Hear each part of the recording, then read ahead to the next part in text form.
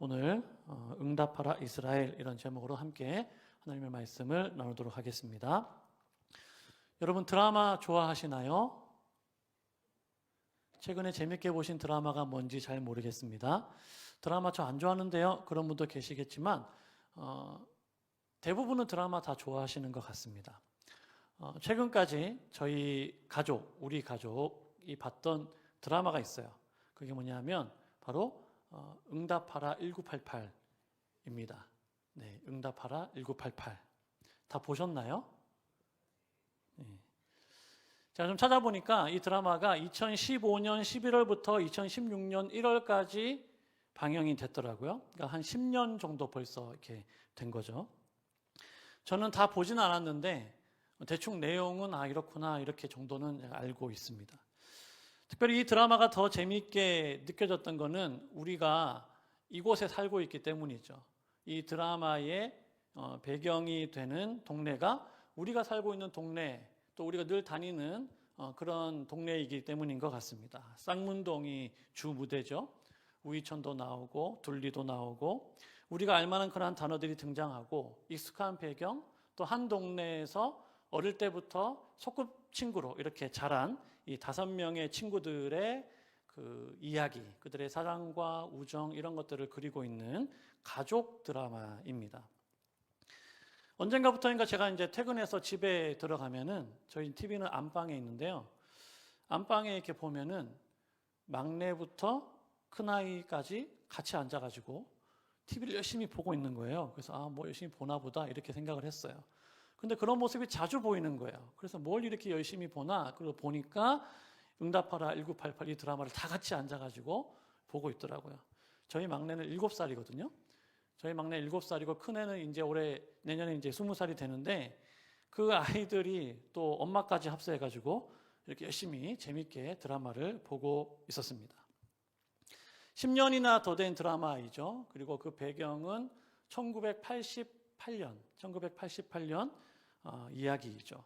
저도 그때 초등학생이었거든요. 저는 그때 우리나라에 올림픽도 있었고 또 많은 일들이 있었습니다. 근데 그 드라마를 7살 된 어린 아들부터 엄마 이르기까지 이렇게 앉아가지고 재밌게 보고 있는 거 보면서 저게 정말 그렇게 재밌나? 이런 생각을 한 적이 있습니다. 근데 어느 날 큰 아들이 이런 말을 하는 거예요. 저한테. 아빠, 응답하라 1988을 보면 한국 사람의 DNA가 뭔지 느낄 수 있어요. 이렇게 얘기하는 거예요. 처음에 그게 무슨 말인지 몰랐어요. 응답하라 1988을 보면 한국 사람의 DNA를 느낄 수가 있어요. 그래서 저는 우리 아들이 한국 사람인 걸 제가 알고 있거든요. 그런데 한국 사람인 이 아들이 해외를 산 적도 없는 이 아들이 갑자기 드라마를 보면서 한국 사람의 DNA가 뭔지 느껴진다고 하니까 굉장히 그 말이 저는 되게 인상 깊게 남았습니다. 무슨 얘기를 하는 건가? 이런 생각을 하면서도 저 드라마를 보면서 어린 시절, 또 우리 어른들의 어떤 어린 시절, 또 우리 힘들었던 그런 시절들 그런 것들을 이제 보면서 뭔가 느끼는 게 있구나 이런 생각을 했습니다. 그래서 한국 사회에 한동안 응답하라 1988 바람이 불었죠. 응팔 이렇게 막 부르면서 지금은 그때보다 어떻게 보면은 더 살기 좋아지지 않았습니까? 과학도 발달하고 기술도 발전하고 환경도 더 편해졌죠. 하지만 지금은 느낄 수 없는 그 시절 그때 그 한국 사회가 가지고 있었던 그 모습을 저 드라마가 잘 보여주고 있지 않나 이런 생각을 해봐요. 사라져가는 것이 아쉽고 또 사라져서는 안 될 것 같은 그런 한국 사람들만이 가지고 있는 어떤 한국인의 정이라는 그런 것들이 사라져가는 것이 좀 아쉽고 그래서 그때를 그리워하면서 이 드라마를 많은 사람들이 보았던 것 같습니다.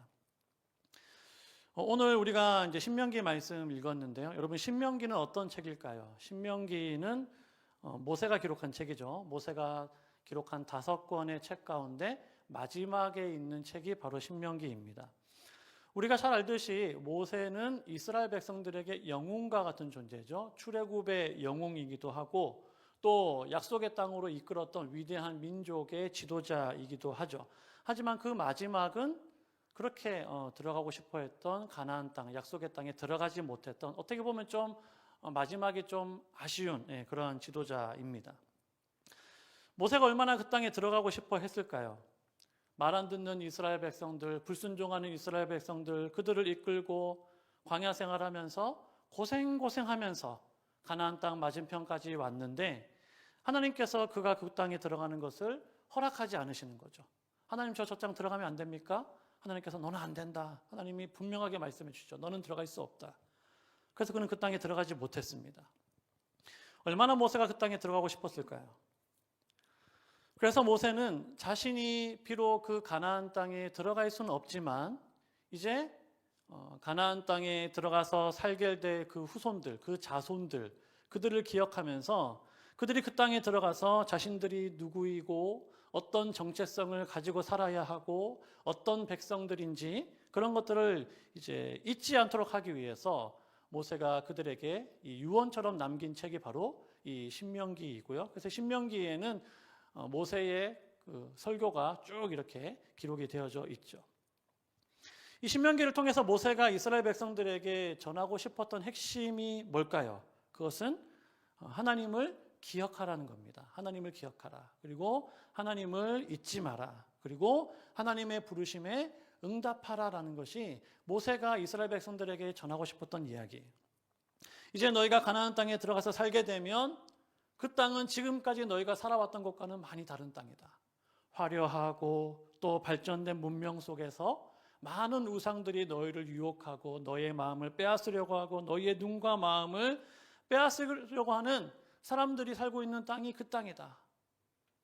그때 너희가 그 땅에 들어가 살 때 그런 것들의 유혹에 흔들리지 말고 하나님의 부르심에 잘 응답하고 그래서 너희가 그 땅에서 잘 살았으면 좋겠다. 하나님의 부르실 때에 귀 막지 말고 또 그런 것들에게 눈 멀지 말고 하나님의 부르심에 잘 응답해서 살면 너희가 살겠지만 그렇지 않으면 너희가 그 땅에서 망하게 될 것이다. 그것을 이 모세가 이 신명기에서 이야기하고 있는 것입니다. 성경에는 32,500가지의 하나님의 약속이 기록되어져 있다고 합니다. 축복의 약속도 있고 그곳에는 저주의 약속도 있죠. 그런데 그 하나님의 약속들을 우리가 잘 보면 그런 하나님의 약속들은 무조건적인 약속은 아니에요. 너희가 어떤 삶을 살든지 무조건 내가 복을 줄 거다. 너희가 어떤 삶을 살든지 너희는 무조건 잘 될 거다. 그렇게 주시는 약속들은 아니죠. 복을 받고 저주를 받는 것도 갑자기 그렇게 된 것이 아니라 어떤 그 약속에 대한 조건, 그런 것들을 너희가 잘 따랐느냐 그렇지 않느냐에 따라서 내가 복을 주기도 할 것이고 내가 너희를 저주하기도 할 것이다 라고 하나님은 말씀하고 있습니다. 일반적으로 사람들의 마음속에는 하나님으로부터 일방적인 은혜를 받고자 하는 마음들이 있죠. 하나님께서 무조건 좀 나를 축복해 주셨으면 좋겠다. 하나님께서 나에게 조건 없이 좀 잘 되게 해줬으면 좋겠다. 내가 어떻게 살든지 상관없이 하나님께서 일방적으로 나를 좋은 길로, 내가 원하는 길로 그렇게 인도해 주시면 좋겠다라는 그런 마음들이 사람들의 마음속에는 다 있습니다. 근데 우리가 세상을 살아가면서 깨닫는 중요한 사실이 뭘까요? 그거는 세상에는 뭐가 없습니까? 공짜가 없다. 세상에는 공짜가 없다. 무엇이든지 그냥 되는 것들은 없더라라는 거예요. 하나님의 약속에서도 마찬가지입니다. 무언가를 이루기 위해서 반드시 그에 합당한 어떤 행동과 노력과 이런 것들이 필요하죠. 공부를 잘하려면 어떻게 해야 되겠습니까? 기도 열심히 하고 공부를 해야죠. 책상에 앉아있는 노력을, 훈련을 해야 합니다. 운동을 잘하려면 어떻게 해야 되겠습니까? 운동장에 나가야죠. 그리고 기본부터 잘 다지는 훈련을 해야 한다는 거예요. 그걸 일단 해야 그 결과가 어떻게 될지 알 수 없지만 일단은 그렇게 해야 한다는 것이죠. 하나님께서는 하나님의 백성들에게 은혜와 자비를 베풀어 주시는데 그것 또한 그것을 약속해 주시는데 그런 것들은 우리들에게 어떤 아무런 조건 없이 무조건으로 주시는 것은 아니다라는 거예요. 받을 자격이 없지만 우리가 하나님의 은혜를 받을 자격이 없고 하나님의 사랑을 받을 자격이 없고 여전히 우리는 하나님 앞에 부끄러운 모습들, 죄악된 모습들을 가지고 있지만 하나님께서 우리들에게 은혜를 베풀어 주시는데 그 은혜를 우리가 받으면 그 은혜에 합당한 책임 있는 삶을 우리가 살아야 한다는 거예요. 은혜는 은혜대로 받고 삶은 엉망으로 살고 그렇게 살면 안 된다라는 것이죠. 하나님의 은혜가 사람의 노력이나 행위에 따라서 주어지는 것은 아니지만 은혜를 받은 사람은 반드시 그 은혜에 합당한 삶을 살아가는, 책임지는 그런 삶을 살아야 한다라는 거예요. 그래서 은혜와 책임은 늘 함께 가는 것입니다. 은혜 따로 책임 따로 있는 것이 아니라 은혜를 받은 사람은 그 은혜에 합당한 책임을 지는 삶을 살아야 되는 것이죠. 하나님은 항상 자기 백성들에게 관심을 가지고 계시고 그 관심과 사랑 때문에 하나님은 끊임없이 하나님의 백성들에게 무언가를 말씀하시고 무언가를 요구하시기도 한다라는 거예요. 우리가 자주 하는 말이 있지 않습니까? 사랑의 반대가 뭡니까? 사랑의 반대는 미움이 아니고 뭐다? 무관심이다. 이런 얘기를 하잖아요. 사랑의 반대는 미워하는 것이 아니라 무관심한 것이다라고 얘기해요. 우리를 향한 하나님의 사랑은 우리를 향한 하나님의 관심으로 나타나고 그 관심이 말씀으로, 계명으로, 율법으로 그렇게 우리들에게 주어지는 것이죠. 그래서 오늘 본문에서 모세는 이스라엘 백성들에게 이렇게 묻고 있잖아요. 뭐라고 묻습니까? 이스라엘아, 내 하나님 여호와께서 내게 요구하는 것이 뭐냐? 하나님께서 너희들에게 원하는 것이 무엇인지 너희가 알고 있느냐? 그것을 오늘 모세가 묻고 있다라는 거예요. 우리가 신앙생활하면서 정말로 중요한 것, 우리가 알아야 될 게 뭐냐면 하나님이 나에게 요구하시는 게 뭔가? 나를 향하신 하나님의 뜻이 뭔가? 내가 어떻게 삶을 살아가는 것이 하나님의 뜻인가? 거기에 대한 분명한 답을 가지고 삶을 살아야 한다는 거예요. 그런데 우리가 신앙생활을 하다 보면은 때로는 그런 하나님의 어떤 계명, 또 율법, 말씀, 요구 이런 것들이 버겁게 느껴질 때도 있죠. 우리는 완벽하지 않기 때문에 또 연약한 육신을 가지고 있기 때문에 하나님께서 말씀하시는 것들 우리가 다 지키기는 굉장히 어렵다 이런 생각들을 우리가 할 때가 있잖아요. 대표적으로 십계명만 생각해봐도 저는 십계명만 잘 지켜도 신앙이 좋은 사람이라고 생각하거든요. 여러분 십계명 다 잘 지키면서 살고 계십니까? 그 기본적인 계명 아닙니까? 어렵잖아요. 지켜야 된다는 건 아는데 정말 어려운 계명 아닙니까? 또 예수님께서 산상수훈에서 얼마나 어려운 말씀들을 많이 하십니까? 왼손이 하는 일을 오른손이 모르게 해라. 왼뺨을 누가 때리면 오른뺨도 돌려대라. 여러분 그런 적 있습니까? 왼뺨 맞고 나서 여기도 때려주세요 이렇게 하신 적 있어요? 누가 오리를 가고자 하면 심리도 같이 가줘라. 그런 말씀들을 우리가 읽으면 정말 좋은 말씀이야 라고 우리가 생각하지만 정말로 순종하고 따르기는 굉장히 어려운 말씀들이죠. 예수님께서는 예수님처럼 완전한 자가 되라 이렇게 말씀하시고 바울은 너희가 온전한 자가 되라 이렇게 말씀하고 있고 또 성경 구약에서는 거룩하라 이렇게 말씀하고 있고 그런 것들이 하나님의 말씀을 우리에게 주어질 때 때로는 우리가 참 지키기 어렵구나 버겁구나 이런 생각들을 우리가 한다라는 거예요. 하나님은 왜 이렇게 힘든 요구들을 하시는가? 안 되는 걸 아는데 우리가 할 수 없다는 걸 아는데 하나님은 왜 자꾸 이런 것들을 요구하실까? 이런 생각을 우리가 할 때도 있습니다. 매번 은혜를 받고 말씀대로 살려고 하지만 자꾸 넘어지고 또 자꾸 실수하고 자꾸 죄를 짓고 자신에 대한 실망 또 하나님에 대한 원망 이런 것들이 복합적으로 일어나는 경우들도 있죠. 왜 하나님은 그냥 아무 조건 없이 아무런 그런 약속 없이 그냥 은혜와 복을 막 주시면 좋을 것 같은데 왜 하나님은 매번 어떤 조건을 말씀하시거나 더 높은 차원의 어떤 것들을 우리들에게 요구하시는가라는 것이죠. 여러분 그런 고민하신 적 없나요? 저는 그런 고민 한 적 있습니다. 오랫동안 했고요. 많이 했습니다. 안 되는데 왜 자꾸 하러 가시지? 나의 모습을 보면 안 될 것 같은데 왜 자꾸 하나님은 그걸 요구하실까? 그런데 그런 고민들을 했었는데 제가 두 가지를 깨닫게 되면서 어느 정도 마음에 좀 위안을 얻게 됐어요.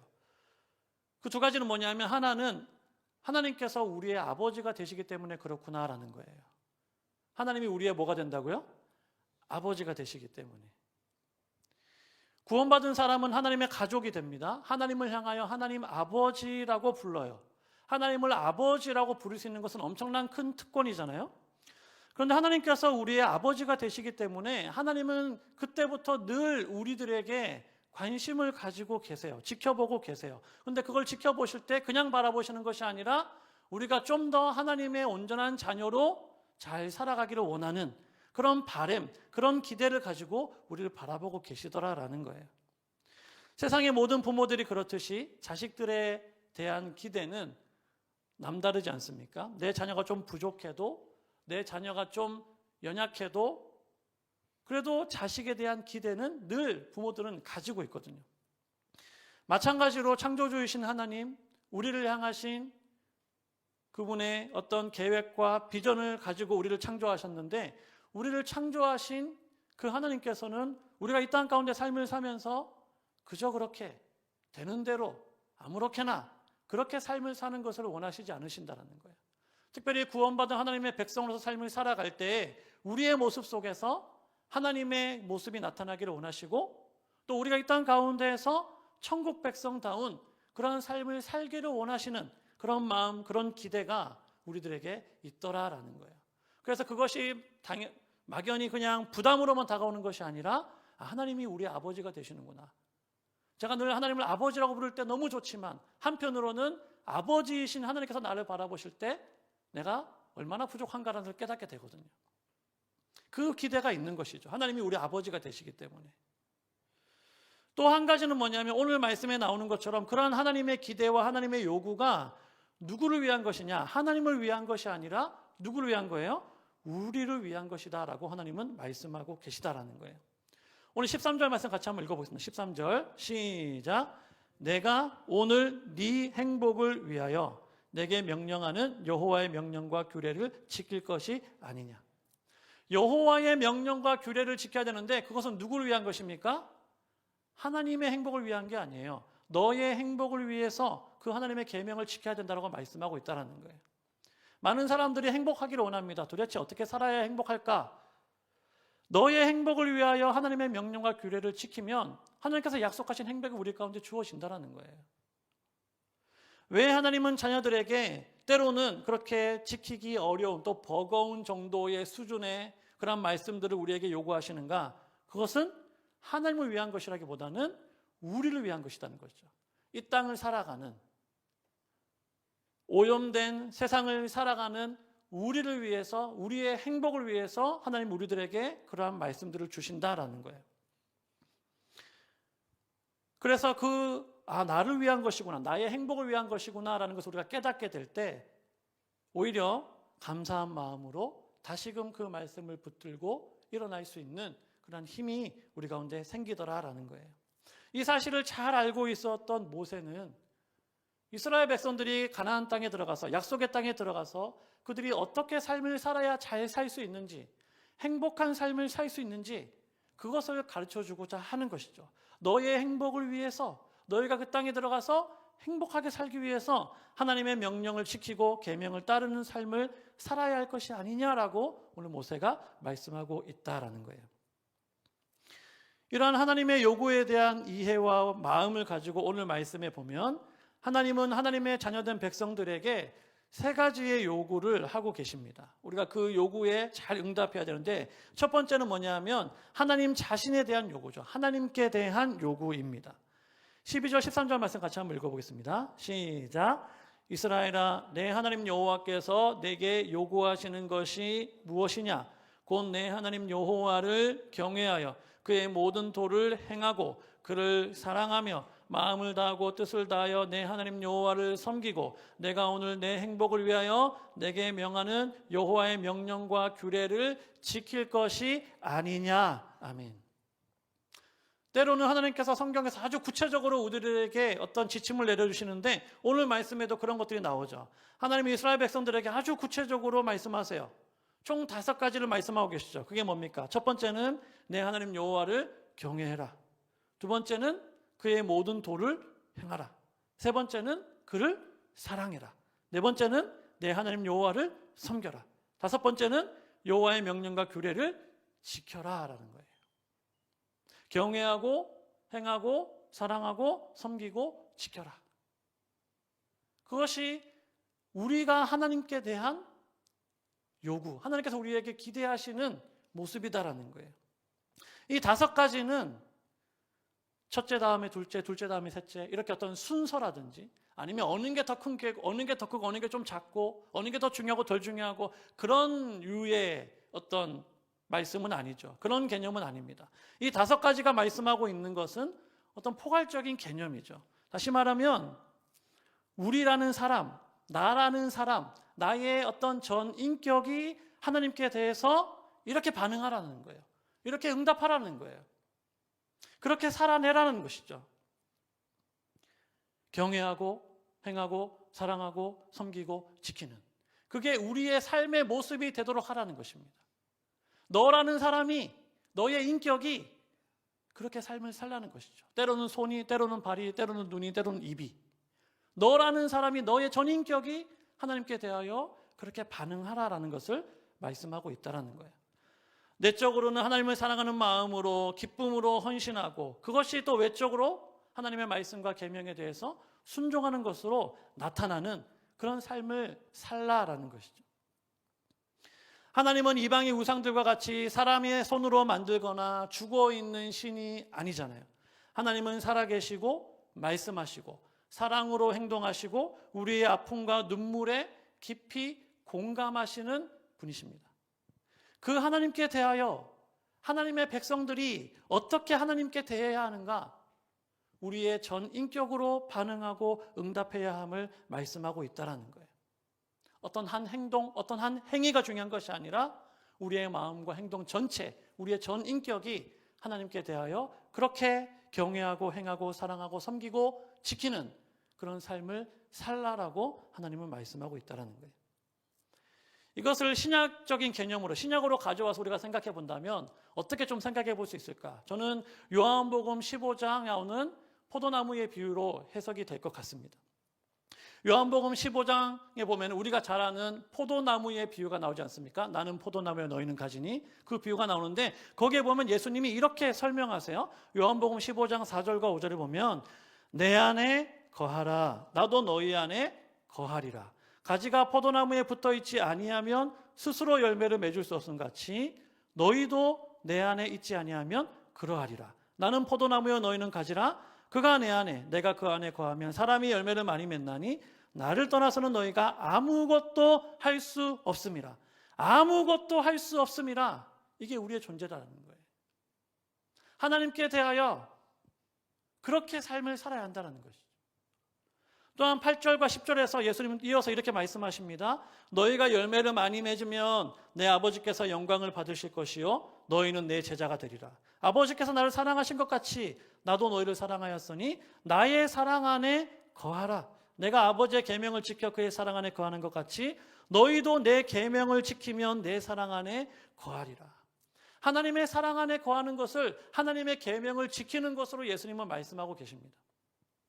경외하고 행하고 사랑하고 섬기고 지키는 우리의 전인격이 하나님께 반응하는 것은 마치 포도나무에 붙어있는 가지와 같이 하나님 안에 거하는 삶을 사는 것이죠. 어떨 때는 떨어졌다가 어떨 때는 붙었다가 그렇게 되는 것이 아니라 늘 하나님 안에 거하는, 그래서 하나님이 아니면 아무것도 할 수 없는, 하나님이 아니면 열매도 맺을 수 없고 삶의 의미도 없는, 하나님이 모든 것이 되시고 우리가 하나님이 되고 하나님이 우리가 되는, 우리가 하나님 안에 거하고 하나님이 우리 안에 거하시는 그러한 삶을 살라라고 말씀하고 있다는 거예요. 오늘 이 모세가 말씀하고 있는 5가지 지침, 이것은 곧 하나님 안에 거하면서 하나님을 생명의 근원으로 삼고 그분으로 인해서 열매 맺는 삶을 사는 것을 의미하고 있습니다. 저와 여러분, 우리 성실 공동체 모두가 그렇게 하나님 안에 거하는 믿음의 공동체가 될 수 있기를 간절히 소망합니다. 두 번째, 오늘 모세가 이야기하는 하나님의 요구 두 번째는 뭐냐면 이웃에 대한 요구입니다. 17절부터 19절 말씀 같이 한번 읽어보겠습니다. 시작. 너희의 하나님 여호와는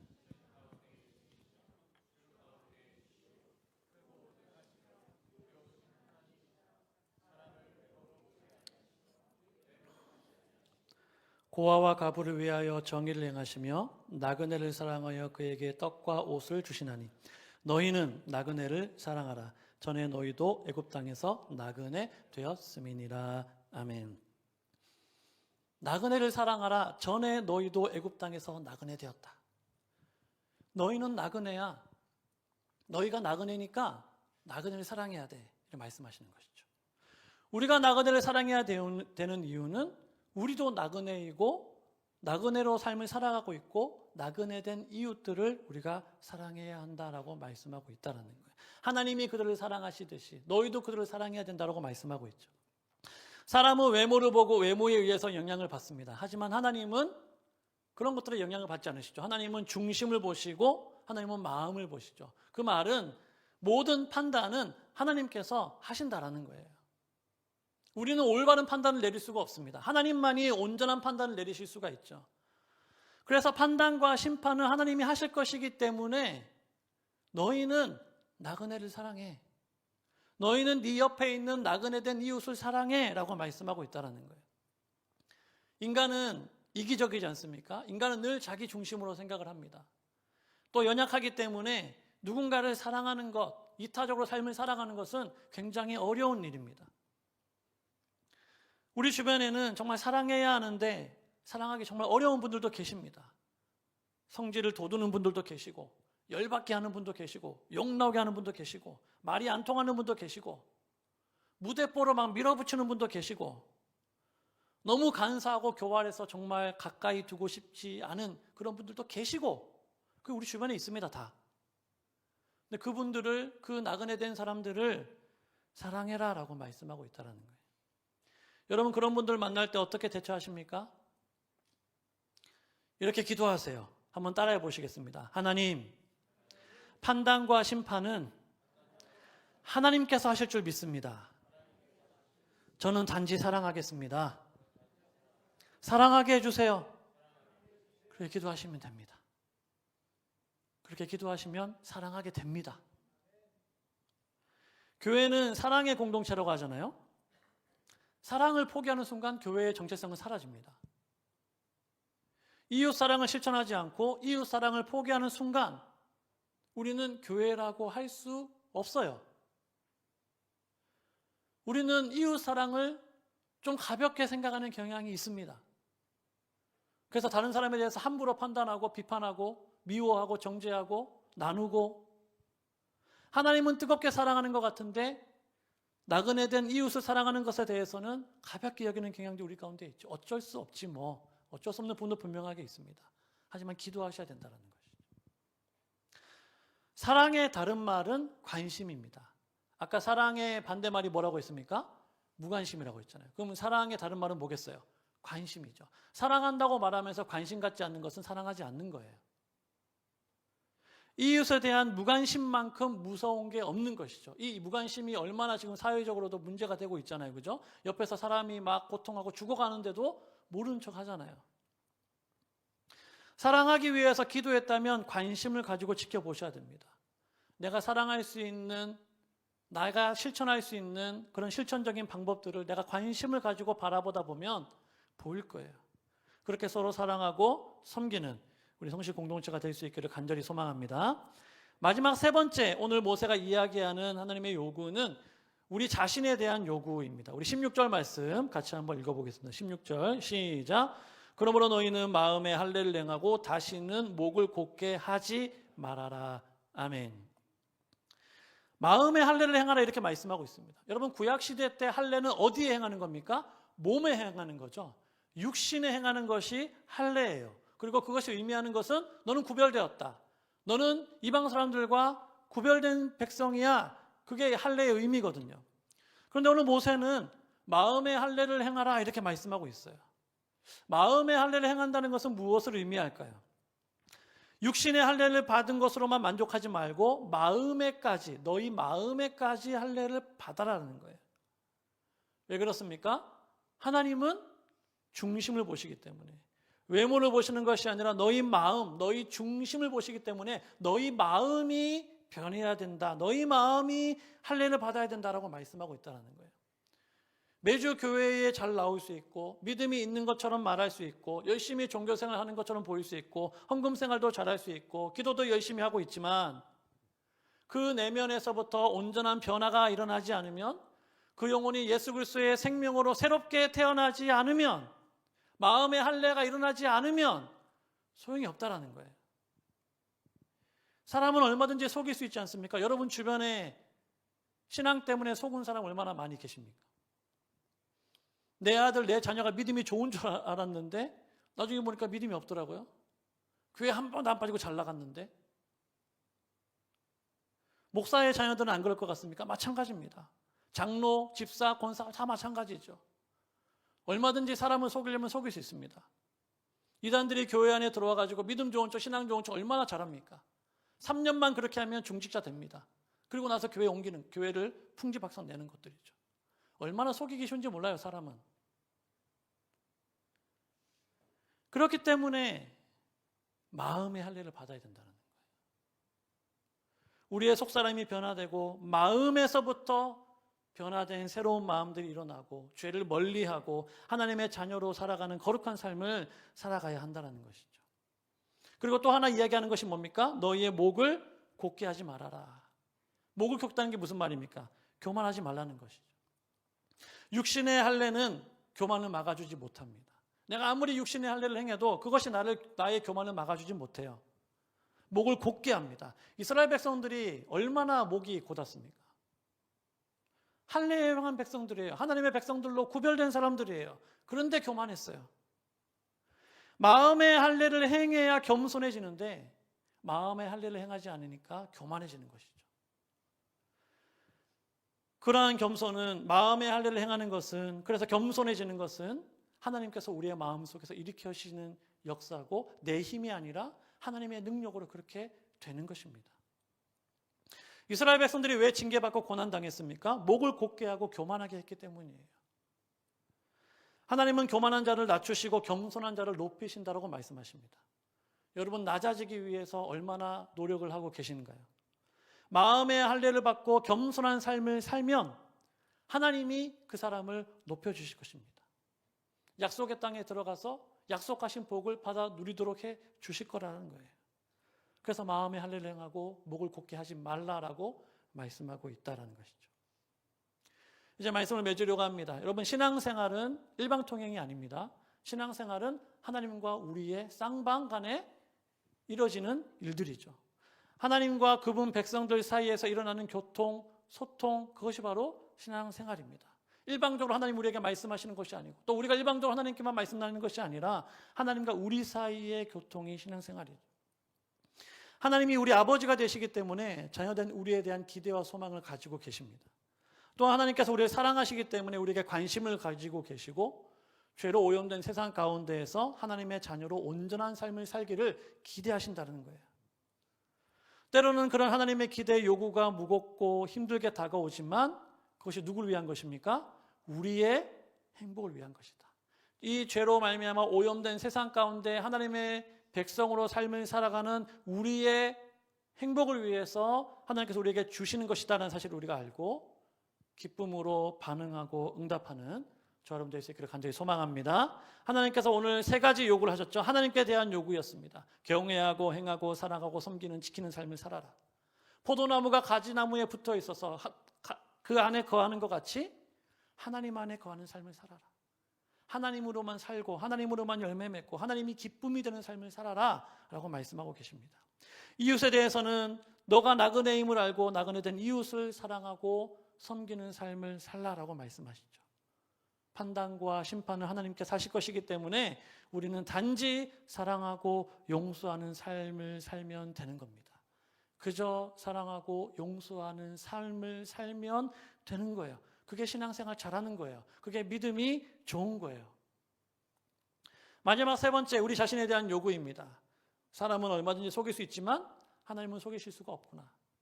우리의 마음의 할례를 행하고 내면의 변화를 받아서 그 내면의 변화가 외면의 변화와 함께 어우러져서 삶을 살아가는. 그래서 우리의 목을 곧게 하지 말라고 말씀하시는, 낮추라고 말씀하시고 겸손하라고 말씀하시는 그 하나님 앞에 스스로 겸손히 낮추어 나가면 하나님께서 친히 높이시고 하나님께서 친히 그의 삶을 인도해 주시는 줄로 믿습니다. 스스로를 드러내고 스스로를 높이는 사람만큼 어리석은 사람이 없죠. 하나님이 높여주시고 하나님이 사용하시는 자가 참으로 지혜로운 자고 참으로 행복한 삶을 사는 것입니다.